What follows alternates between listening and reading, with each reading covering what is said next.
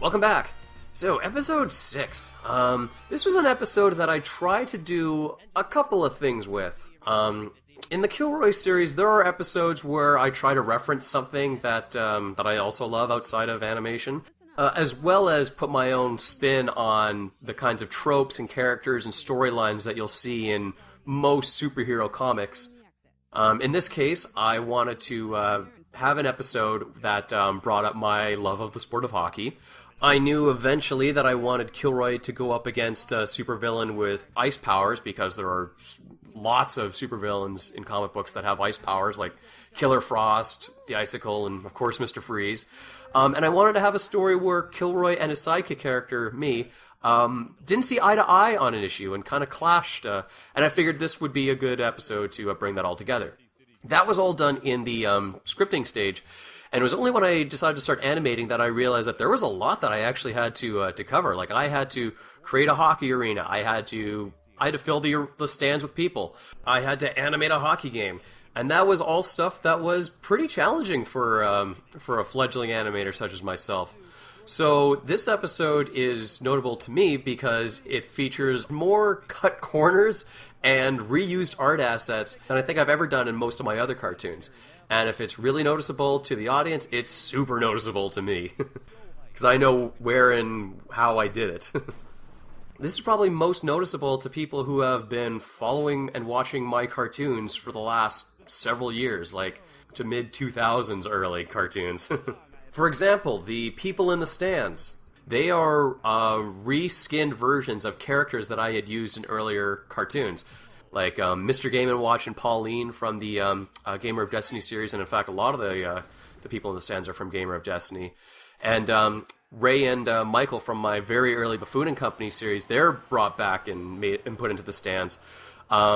The only difference is I changed their wardrobe and drained their color to better match the black and white KILLROY aesthetic. The rink itself was previously used in Gamer of Destiny. The play-by-play guy is a remodeled version of a character I used in a Star Wars cartoon. And, just things like that would make my job a lot easier in matching what I wrote down in the script without killing myself in the animation. I'm sure you'll notice that with the hockey players themselves, they are just doing static poses, and I made them move with simple motion tweening. Later on in the script, where all the fans jump to their feet, or jump to their feet and start booing or cheering, that is the same character copied and pasted over and over each other. And even in the way that Icebert speaks, he wears a mask because I didn't want to bother myself writing, or I didn't want to bother animating a mouth movement, which I've gone on before as saying that is one of the hardest things for me to actually buckle down and animate because it's so time consuming. So instead I just reused an earlier burst effect that I normally use when I need audio to come out of a speaker. Well, now I needed it to come out of the holes in a hockey mask, where his mouth should be. I'm probably one of my favorite examples of clever laziness on my part is how I got the captain to make a phone call to KILLROY. If this were done in a live action format, you would have shot both these you would have shot both the internal and external shot, and then just use clever video editing effects to have them overlap each other. In this case, I just made a like that entire slate where the captain is up against with like the white phone cord edges.